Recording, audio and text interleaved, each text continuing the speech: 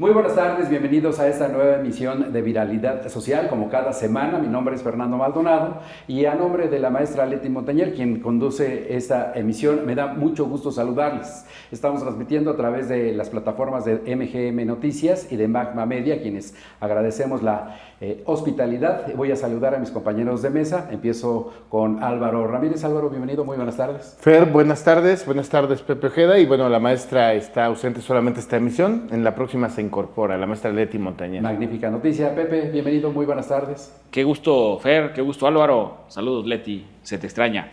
Y pues siempre un placer coincidir y entrar a los temas que están buenos en el viralómetro. Vaya manera de cómo cerramos la semana previa, cómo comenzamos esta.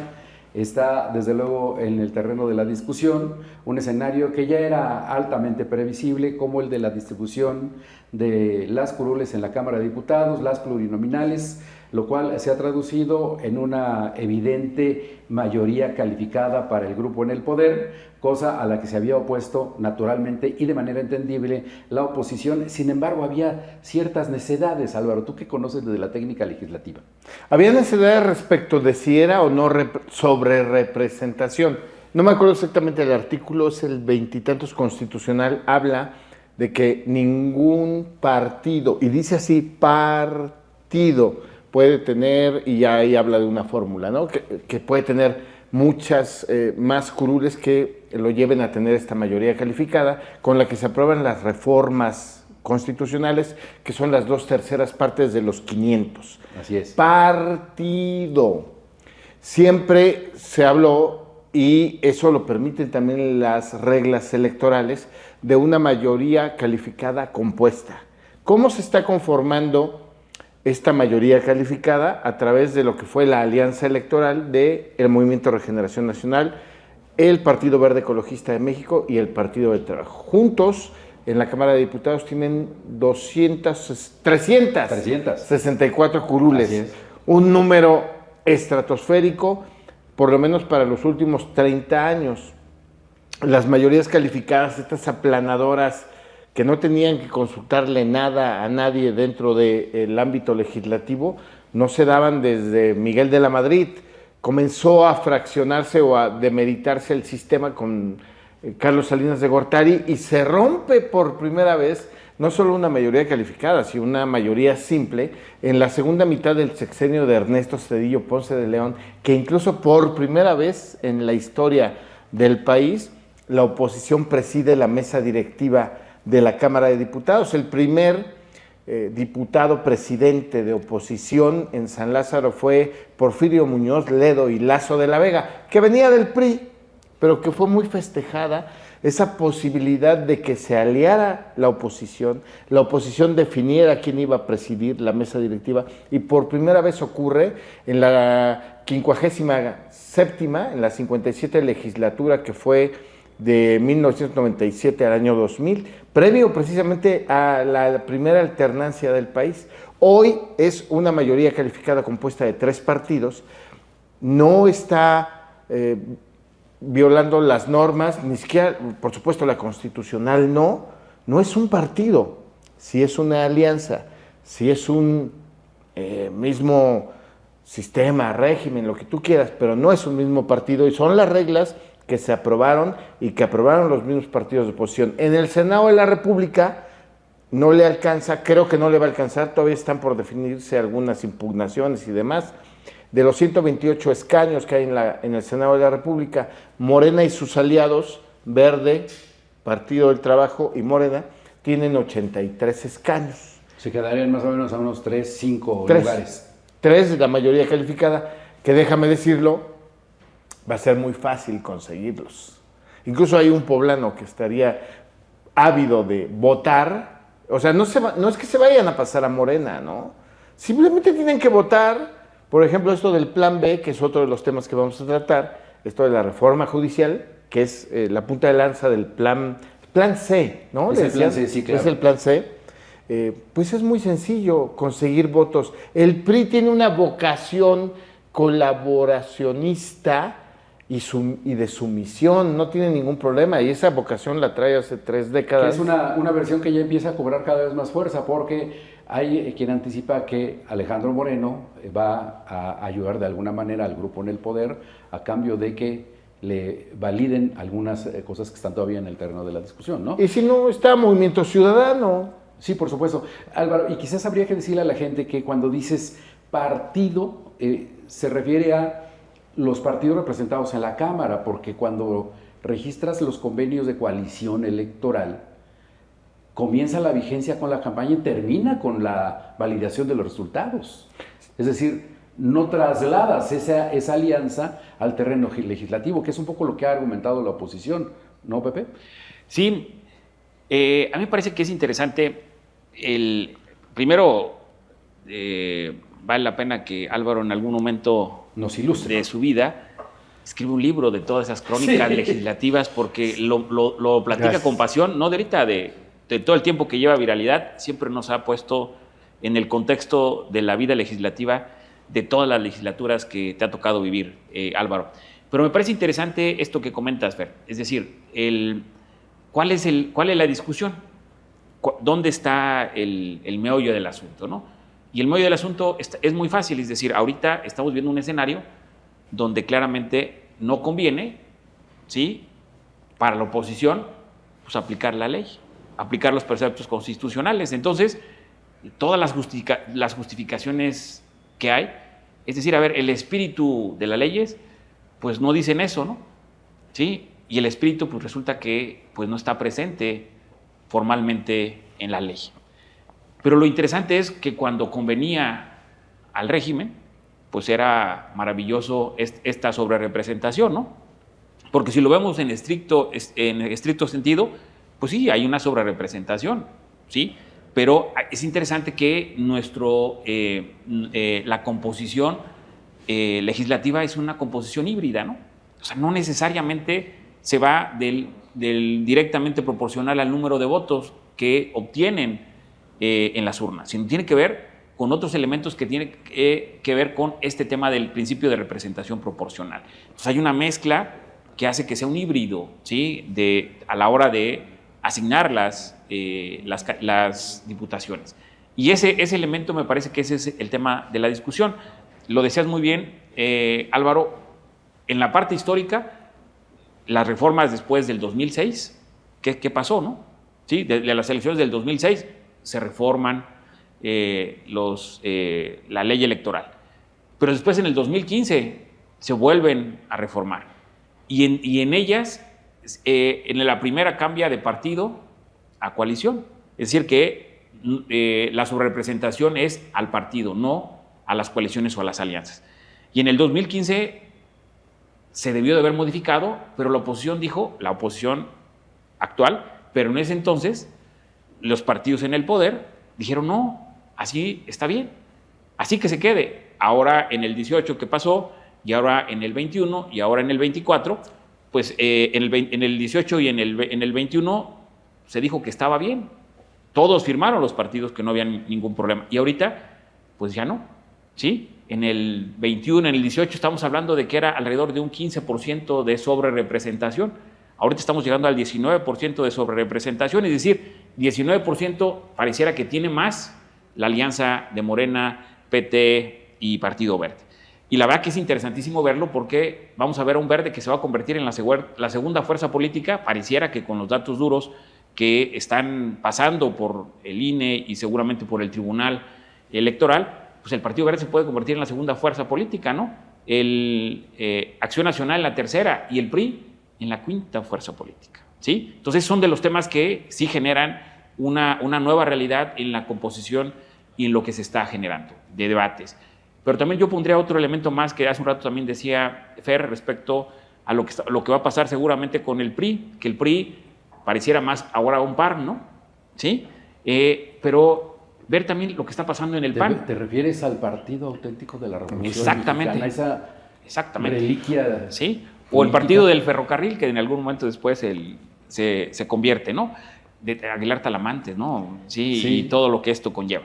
Pero también es interesante analizar, la semana pasada hubo una visita del gobernador de Yucatán al presidente Andrés Manuel, y donde el gobernador formalmente va a entregarle cuentas de lo que ha hecho en Yucatán, Entonces, ¿cuántas personas afines a este Una gobernador? Una política que no se ve muy fuerte. No, pero ¿cuántos diputados federales en Yucatán son afines a este gobernador?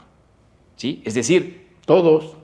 no necesariamente vamos a ver que el PRI va a votar o puede ser el que vote las... Es decir, lo que estás diciendo es que tampoco va a ser tan necesaria la Sí, colaboración del PRI. Sí, y me parece que hay muchos diputados dentro del PRI, del PAN, que ya los nuevos tiempos los va a hacer moverse más bien de acuerdo a los intereses políticos de sus grupos que están establecidos. Es decir, ya no hay una sola fracción completamente hermética y cerrada, sino ya va a haber diversos grupos, diversas fracciones dentro de los mismos partidos. Es decir, antes teníamos la fracción de Televisa, ¿no? Sí, hubo pero, un tiempo en el Senado, ¿no? Ahora lo que vamos a ver es precisamente que los diversos grupos van a votar a favor de los intereses de esos grupos que van a estar o que están establecidos en estos partidos, ¿no? Pues eso. Lo que me llama la atención es que personajes que conocen muy bien la ley, me refiero por ejemplo a Santiago Krill, fue secretario de Gobernación, es un constitucionalista.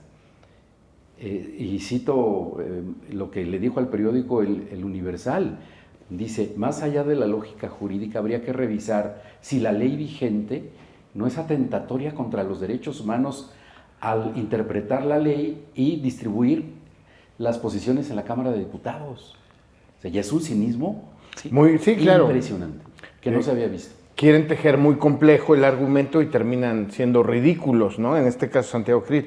Va a venir también, además dentro del Plan C, creo yo, ahora que hablas de las reformas electorales, va a venir en el corto plazo, si no es que en este mismo mes, antes, porque esta legislatura de la 66ª, la 66, que irá de este 2024 a 2027, atraviesa el último mes del gobierno de Andrés Manuel López Obrador y el arranque de Claudia Sheinbaum Pardo para el primer trienio.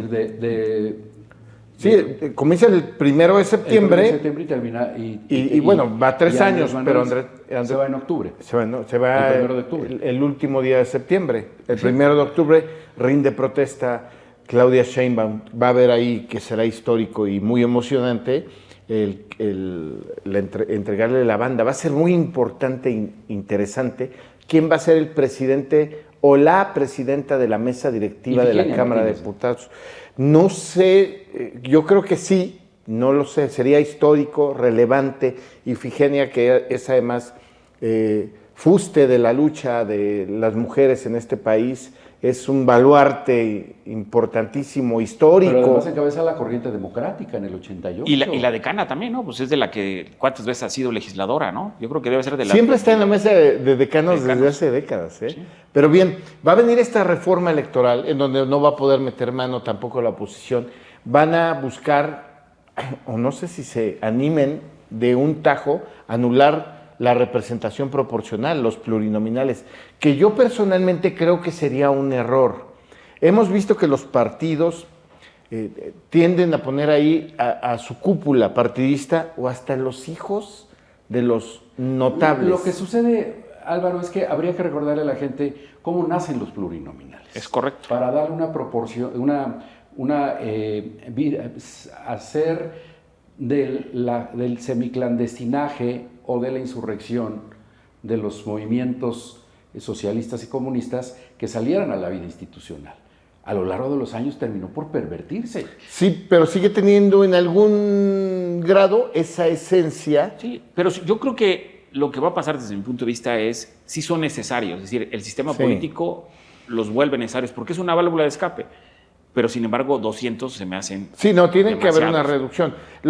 Ahora que se hace esa referencia, los diputados plurinominales nacen como como, del 77, la reforma con del Reyes 77. Heroles. como diputados de partido, con Reyes Heroles, que era un estadista, concibe que como es imposible que la oposición, en este caso iba más dirigida a la oposición de izquierda, Sí, los claro, comunistas, que no los tenían posibilidades socialistas.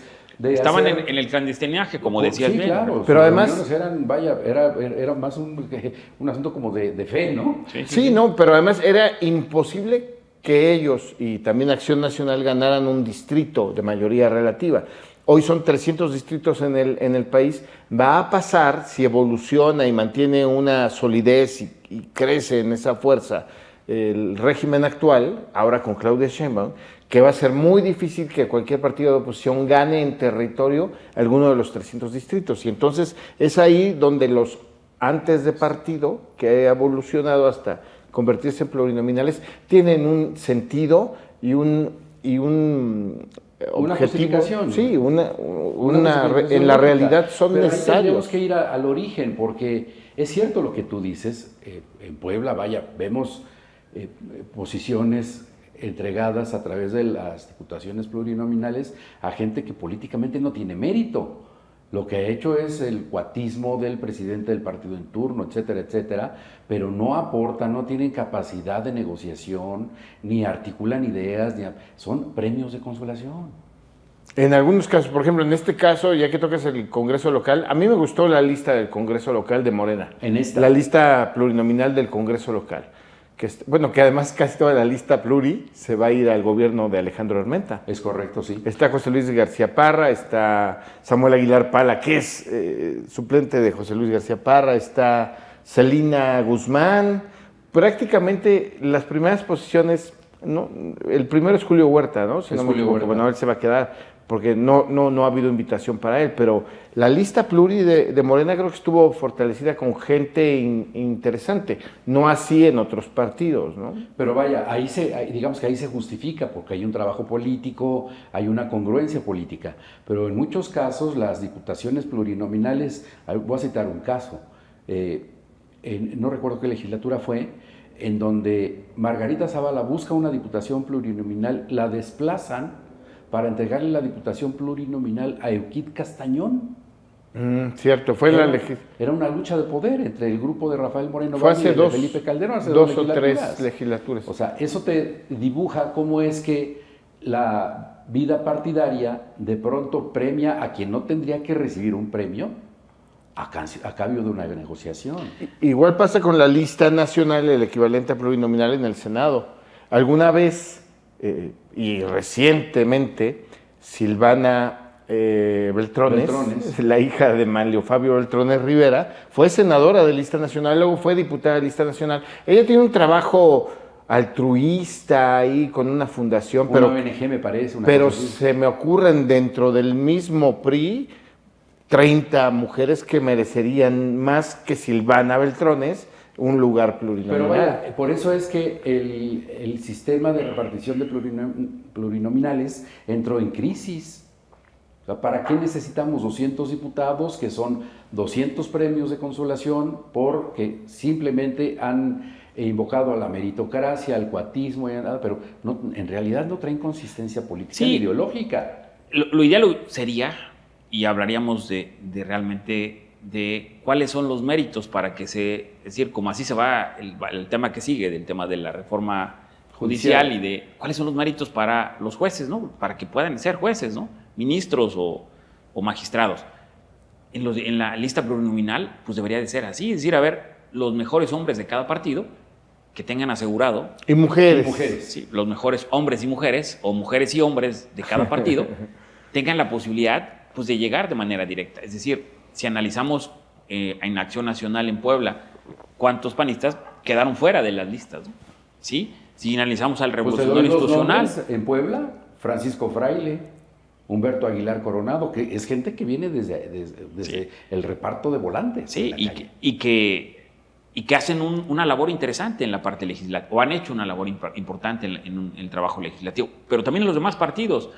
Y me parece que incluso también en Morena, muchos de las listas, ¿sí? O la del Verde, porque nada más hablamos, o obviamos a un Verde que también pareciera el uso y costumbre, ¿no? O el tema también del PT y lo que representa el PT y cómo pone también su lista. Es decir, me parece que no se excluye a ningún partido de cómo han abusado de lo que representa estas listas plurinominales. No ponen a los mejores hombres, a los decanos, que ¿para qué los mandas a hacer campaña? Mejor dales el pase directo para que vayan y representen de la mejor manera los destinos del país en la parte legislativa. A ver, una provocación. Hay 5 y todas mujeres, plurinominales poblanas en San Lázaro, 5. A ver, hagamos una calificación. Está Liliana Ortiz, la esposa de Eduardo Rivera. Así es. Yo personalmente creo que ella lo merece, porque ella tiene un trabajo personal, sí acompañando a su esposo, pero también es una panista de cepa, es una panista que nace en ese Acción Nacional que tenía cosas muy buenas apenas hace un par de décadas en Puebla. Y podría decirse que casi nació en cuna de panistas, ¿no? En cuna de panistas, pero además, hay que decirlo también, mucho del trabajo y de los éxitos que ha conseguido políticamente, de los puestos que ha conseguido políticamente Eduardo, se los debe a su esposa también en el acompañamiento y en la fuerza y demás. Creo que ella sí lo merece. Otra es Genoveva Huerta Villegas. Personalmente creo que también lo merece, porque tiene trabajo y trabajo en tierra, sí recorrió el estado y demás. Está una diputada de Morena que se llama Cristian Valencia, Julieta Vences. Julieta Vences. A ver ahí. Pues tengo mis dudas con Julieta Vences. No conozco, por lo menos así de bote pronto, no conozco mucho el resultado de su trabajo como legisladora, pues ya lo fue, es una legisladora que va a ser legisladora, viene de ser legisladora, no tiene... Pensé que había salido en la lista, en el sorteo, pensé que había salido. No. Ella llegó a la diputación porque ha hecho trabajo, me parece que en la sierra, una cosa así, pero es incipiente y no brilló en la Cámara de Diputados. A ver, solo voy a dar el contexto, a ver si no me acusan de violencia política de género. Ella es esposa de alguien.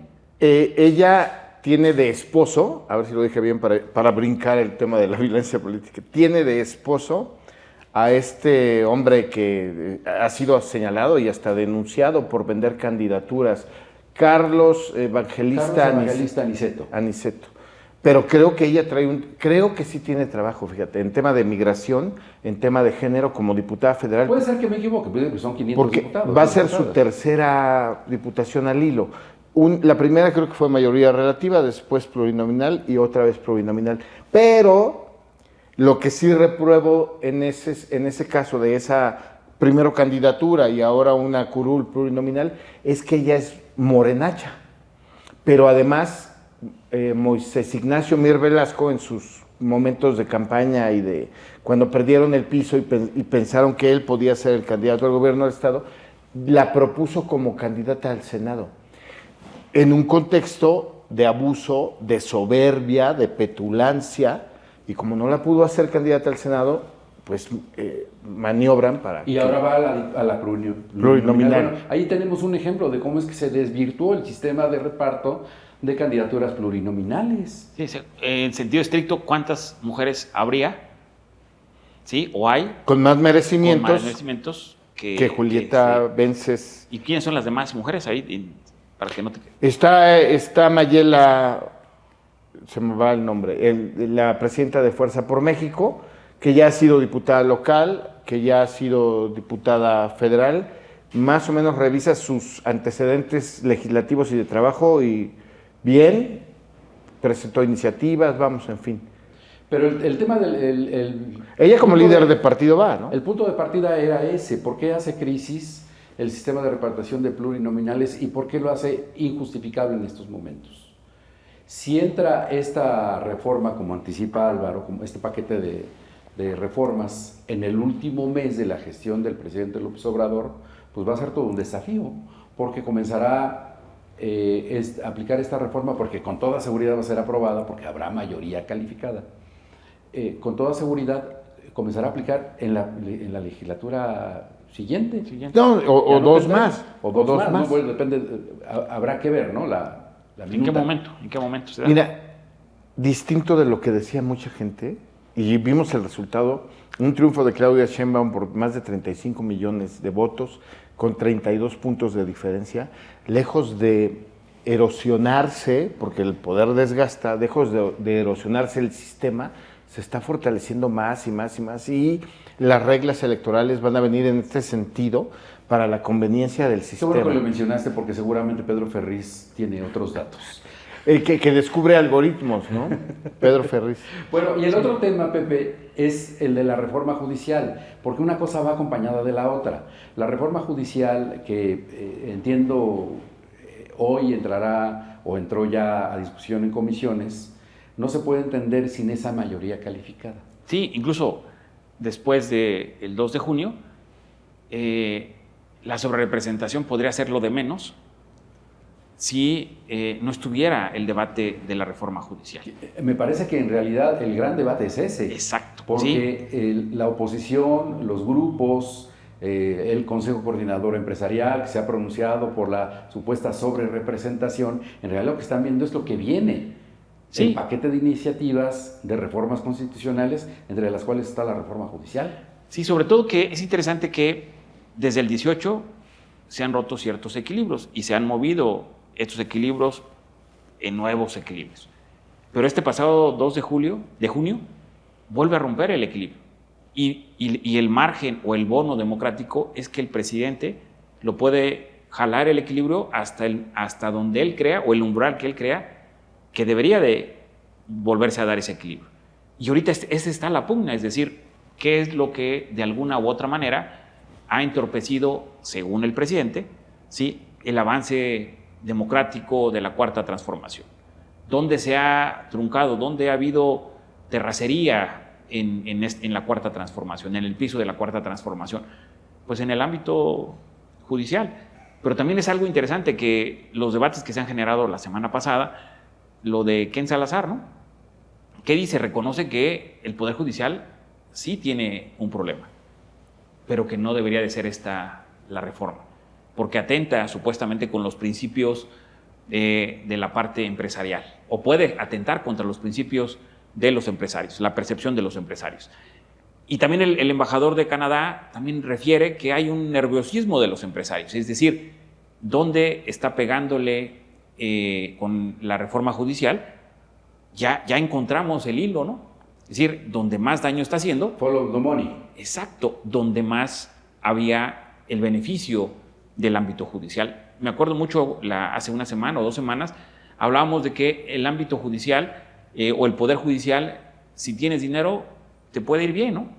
Pero los que menos tienen es a donde más se recrudece en la impartición de justicia. El tema que también se ha puesto en el debate, el tema de los impuestos, ¿no? O sea, ¿cuántas personas, cuántos empresarios han evadido o han prolongado los procesos, los juicios, o han logrado beneficios a partir del ámbito judicial? Ahí está Ricardo Salinas. Sí, y ese es interesantísimo, ¿no? O sea, eso es el debate, me parece que ahí está, ya lo ha clarificado el embajador Salazar, y me parece que esto, lo que va a generarse en esta semana, pues es el debate realmente si Estados Unidos, sí, ahora ya el enemigo ya no es Venezuela, el enemigo ya va a ser México, el patio trasero de Estados Unidos, como se le conoce. Ahora nosotros vamos a ser los enemigos porque vamos a atentar, pareciera, que contra la estabilidad económica de estos empresarios en México, porque también es importante decirlo, México es el principal socio comercial. Ya se convirtió en el principal socio comercial. Quizás hay que poner el acento en 2 cosas. Cuando el embajador, es el embajador de Canadá, ¿verdad? ¿O es el primer ministro? No, el embajador, los 2 embajadores, el embajador y el embajador. Las embajadas de Estados Unidos y de Canadá están haciendo lo que lógicamente les corresponde hacer, a defender el capital de sus países. Hasta ahí, digamos, es entendible. Pero ¿qué pasa cuando en México aplaudimos a tambor batiente las palabras de Ken Salazar? Porque esto del canadiense todavía no había permeado, pero con toda seguridad también va a ser motivo de algarabía para quienes se oponen a la reforma judicial. Estamos ante un caso clarísimo de malinchismo. Hay además una respuesta que va a venir. Entreguismo. Va a haber una respuesta, la anunció al filo del fin de la semana pasada Andrés Manuel, y en ese sentido ha venido ocurriendo, porque tiene que haber una respuesta también.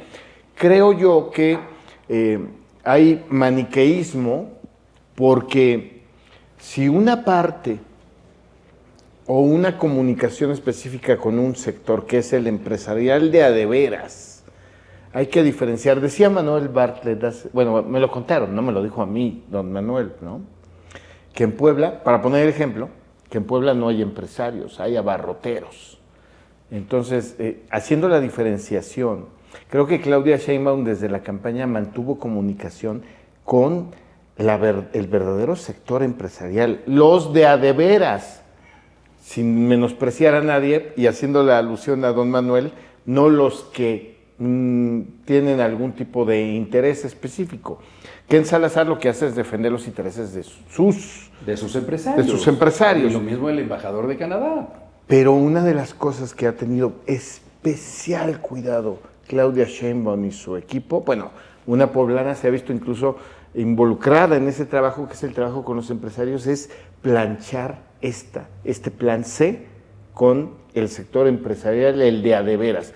Y da una respuesta inmediatamente, aquel día que ocurre, que fue el jueves de la semana pasada, Claudia Sheinbaum, contundente y fuerte, recordándole a Ken Salazar que en Estados Unidos, en más de 40 estados 43 de la Unión Americana, de 50 se elige a los jueces por voto directo.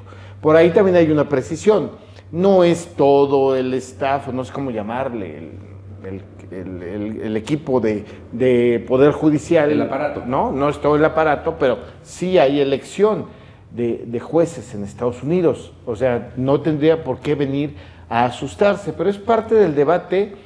¿Qué busca el debate? El plan C va a ocurrir, la reforma judicial va a ocurrir, pero creo que el debate y este tipo de intromisiones y este tipo de señalamientos sí van a contribuir a matizar la reforma que finalmente en los primeros días de septiembre, si no es que desde el 1 de septiembre, como iniciativa preferente va a presentar el presidente Andrés Manuel López Obrador para inaugurar, y ya solo lo diré de paso, el mes legislativo más intenso en la historia de este país y tal vez de Latinoamérica.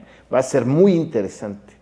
Muy interesante, qué envidia de ya no poder estar ahí, pero va a ser de una intensidad, porque el paquete de reformas del Plan C va a llegar, algunas a San Lázaro como Cámara de Origen, otras al Senado de la República como Cámara de Origen, pero Andrés Manuel no se quiere ir de la presidencia de Palacio Nacional sin que esas reformas hayan sido aprobadas o en su mayoría aprobadas. Es quizás el boleto para pasar a la historia, que es lo que él quiere.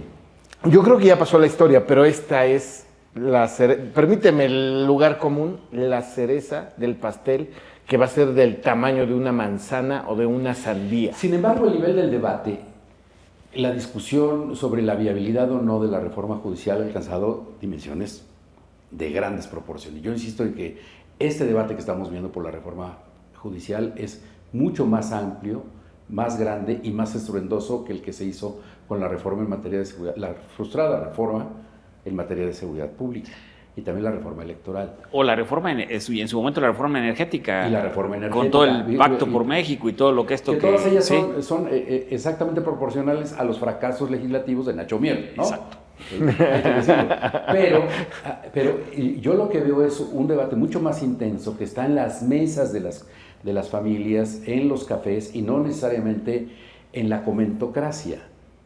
Tengo la impresión que el equipo de Andrés Manuel y de Sheinbaum cometieron el pecado de la arrogancia política, que no midieron que fuese a despertar tanto interés la posibilidad de que los jueces y magistrados sean elegidos mediante voto popular.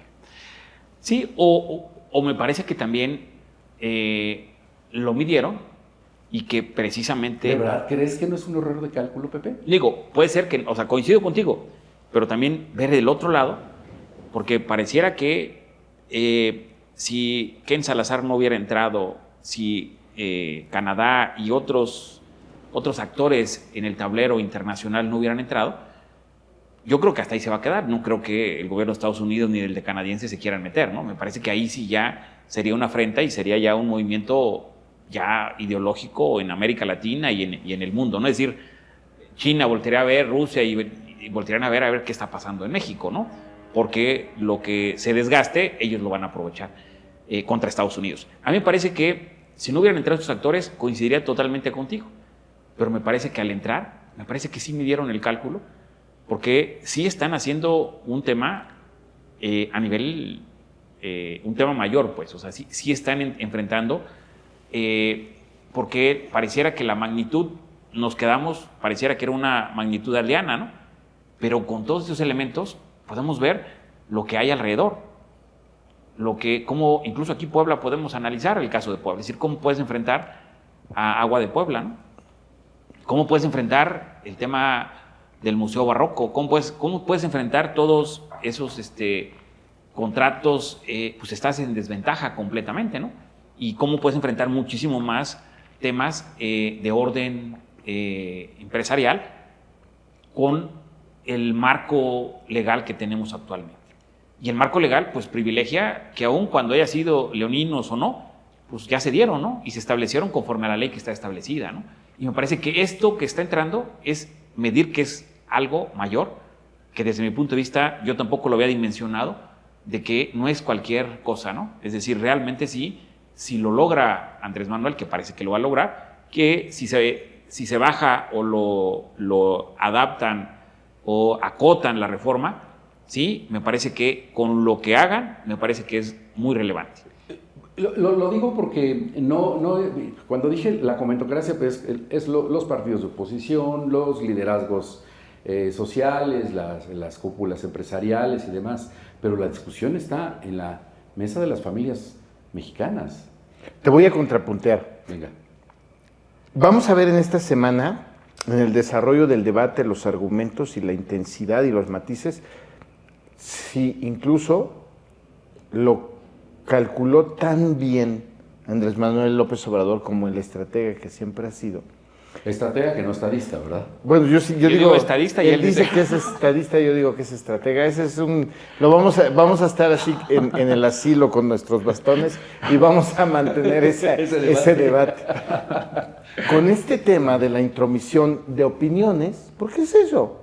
De los embajadores de Estados Unidos y de Canadá, la reforma judicial ha adquirido, si es que es aprovechada por la parte de México y del régimen, ha adquirido un nivel de defensa de la soberanía, ha adquirido un matiz nacionalista. La reforma judicial de la Cuarta Transformación, si es que se aprovecha en el transcurso, hoy apenas es lunes, pero en el transcurso de la semana, puede adquirir un nivel simbólico nacionalista. Casi que la patria es primero y la reforma judicial también. Sí, por eso me refiero a que si no se hubiera subido el embajador y el otro embajador, pues pareciera, bueno, pues es terrenal, pues estamos en la aldea. Es una discusión de la aldea. Doméstica, Sí, doméstica. Pero cuando se suben, es decir, y cuando empezamos a ver, ojalá y no crezca más el tema, pero si crece más, va a ser directamente proporcional, pues a cerrarse y a hacer ese llamado a la patria, ¿no? Sí, a cuidar con lo que nos gusta. ¿Tú crees de verdad que le guste al mexicano? No. La defensa, Bueno, sí. envolvernos en la bandera y tirarnos de lo más alto de la torre. Del castillo de Chapultepec. Es que cuando no hay, cuando el mundo está tan interconectado, tenemos cuántos tratados comerciales, también habría que revisar esa parte. Pero es que se traslada al terreno del Viva México. Al imaginario de que hay un agresor, pues hay un... Exacto. Están invadiendo Macio Sare. Y tú conociste a Macio Sare. Incluso, o sea, le encanta eso a Andrés Manuel. Macio Sare es exactamente proporcional al del Malamén, ¿verdad? Sí, yo creo que Perdón, es que hay gente que le puso Macio Sare a sus hijos. Sí, claro, ¿no? sí. Sí, a mí me parece que sí, esta semana es determinante, coincido. Yo no lo había medido, no lo había dimensionado hasta el fin de semana pasado. ¿Sí? Ahí es cuando empiezas a ver pues, esta nueva realidad que puede vivir México, y sí me parece que si lo logra Andrés Manuel, va a dejar en bandeja de plata a Claudia Sheinbaum para hacer un piso que la pueda, o más bien un trampolín que pueda catapultar lo que quiera hacer Claudia Sheinbaum. Quizás tendríamos que dejarnos este pendiente para la próxima emisión. Primero, ¿qué es lo que va a ocurrir con el paquete de reformas? Que estoy de acuerdo con Álvaro, que va a entrar a partir del 1 de septiembre, y lo que va a suceder en los últimos 31 días del periodo sexenal de Andrés Manuel López Obrador. La otra es el vaticinio de que se va a convertir en la mejor presidenta del mundo. Pues eso es complejo. Es realmente provocador, sí, muy provocador. Y complejo porque sí, la realidad es que el país está dividido. Y son 18 millones de mexicanos.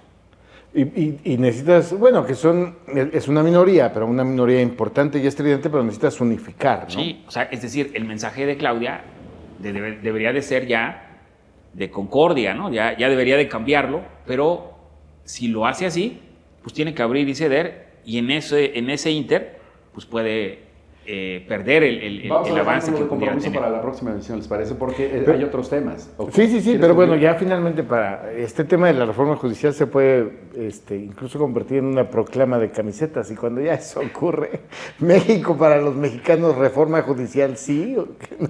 Pero fíjate que ahorita acaba de decir, a mí me parece que este es un tema no solamente de México, de romanticismo político.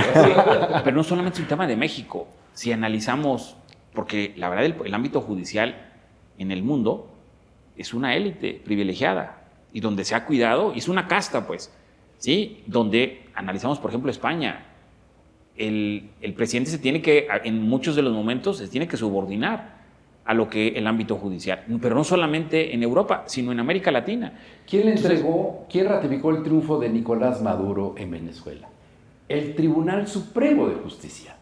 No fue nadie más, ¿eh? No conocemos las actas de escrutinio, no conocemos las boletas, pero ya validaron el triunfo de Nicolás Maduro. La semana pasada fue tendencia. Pero ¿a poco tú lo dudas? Todos, bueno, ¿no? Y yo no tengo algoritmo, ¿eh? Yo no tengo algoritmo. Allá sí hubo algoritmo. En otro Pero momento... no, un poco para dar soporte a la argumentación de Pepe, en el sentido de que sí es una casta divina. Exacto. Quienes han integrado el Poder Judicial en este país y en los estados es una casta divina, privilegiada. Por eso ha sido tan disruptiva Lenia Batres Guadarrama, que además su perfil es más de lucha social. Creo que tiene muchas lagunas jurídicas, sí. Es abogada, pero por supuesto fue diputada, me tocó entrevistarla varias veces en aquellos tiempos. Ella es de lucha social y terminó sentada en la sala superior de la Suprema Corte de Justicia de la Nación. Bueno, a Lenia Batres, coincidí con ella cuando aquel larguísimo sesión de la Suprema Corte, cuando Marín resulta exonerado. Ella no se perdió una sola sesión. Y estaba ahí sentada, muchas veces coincidimos en el asiento. Me la encontré en el estacionamiento donde me entregaban el auto atrás de la Suprema Corte. Ella ha hecho vida dentro de la Suprema Corte de Justicia de la Nación. No es la gran especialista como tú dices, no, pero sí es disruptiva. Muy disruptiva. Sí, ¿no? pero ese es el otro tema, es decir, eso también lo que le hace falta, o lo que le hizo falta al ámbito judicial, de ver la realidad. Es decir, cuando te cierras, es decir, y lo platicamos ya en otros momentos, si el Poder Judicial desde el 18 hubiera puesto sus barbas a remojar, las cosas hubieran sido diferentes. Ya se hubieran reformado y hubieran replanteado su quehacer diario. Sí, es un poco esa analogía de que tenían el elefante en la sala y cerraban los ojos para no verlo. Sí, y me parece que Lenia Batres justo es lo que está haciendo. Es ver que un ministro de la Suprema Corte no es estar en cuatro paredes en el escritorio, ¿no? Tiene que conocer la realidad, tiene que ver, tiene que tocar, y eso es lo que está haciendo de manera interesante, ¿no? Y lo que hace es darle una sacudida un poquito para que vean que un ministro no es inalcanzable, ¿no? Creo que eso vale la pena, ¿no? Vale la pena. Oigan, nada más a manera de conclusión, porque se nos van acumulando los temas. Habíamos hecho la propuesta de platicar sobre las dificultades que supone el transporte público en Puebla, que es un asunto doméstico, pero no es menor, porque la última semana tuvimos eventos casi cada tercer día con, si no me falla el cálculo, con casi 50 lesionados. Es el reto del nuevo gobierno. Sí, el que va a entrar el municipal. El municipal y el estatal. Y el estatal. La ciudad misma, yo la siento... La ciudad y la zona metropolitana. Por supuesto, el transporte público como el elemento de foco rojo, pero ya circulas por la ciudad, la siento completamente desordenada. Obras que desde mi punto de vista, como cualquier automovilista y cualquier peatón, me parecen mal planeadas, muchas obras al mismo tiempo, complicaciones que parecieran innecesarias. La ciudad misma está hecha un caos y creciente. Pero el transporte público ha sido el mismo de toda la vida, Álvaro. Sí. Y hay promesas de mejoramiento y de modernización y de instalación de cámaras de vigilancia dentro de las unidades, y no hay absolutamente nada de eso. Yo creo que los efectos en Puebla de lo que ha pasado en los últimos años, este momento como que está haciendo mella de que se ha relajado. Es decir, me parece que hay muchas cosas en el contexto... ¿Ausencia de autoridad? Exactamente, de autoridades. Me parece que este es un momento donde la delincuencia, el crimen organizado, porque es terrible lo que pasó, como bien dice Fer, el fin de la semana pasada, o la semana pasada, el tema de este asalto a esta combi que se volvió viral y que la verdad que la ciudadanía sí trae a flor de piel este tema que hay algo que está pasando, pues que lo que urge es pues, volver a visibilizar que hay autoridad y más bien que hay autoridades. Y creo que eso es interesante, no solamente esperar a que lleguen los nuevos, ¿no? Sino lo que están, pues no, que no dejen este tema en una ausencia, ¿no? Que logren terminar hasta el último minuto con una responsabilidad o una corresponsabilidad con la ciudadanía. Álvaro, manera de conclusión. Pues nada más por decir del tema de movilidad, la próxima secretaria de movilidad en el gobierno de Alejandro Armenta va a ser Silvia Guillermina Tanús Osorio, que tiene fama de mano muy dura, de muchos conocimientos, experiencia, por supuesto, y a mí sí me llama la atención, además del afecto que ella ha generado a su alrededor, es una mujer que genera afectos. Que genera afectos. Legítima, sí. Va a ser interesante ver qué tanto es de veras la mujer de hierro de la política Le poblana. pusieron un desafío de un tamaño notable. Y que seguramente ella ya está ponderando bien para entrarle como debe entrarle. Vamos a ver, eso va a ser interesante. Muy bien. Pepe, muchísimas gracias. Nos vemos por acá la próxima Qué gusto, semana. Fer, qué gusto, Álvaro. Álvaro, muchísimas Gracias, gracias y gracias a todos ustedes a través de las plataformas de Magma Media, MGM Noticias. La próxima semana, con toda seguridad, ya estará con nosotros la maestra Leti Montañer. Gracias a la producción, gracias a todos ustedes. Que pasen muy buena tarde.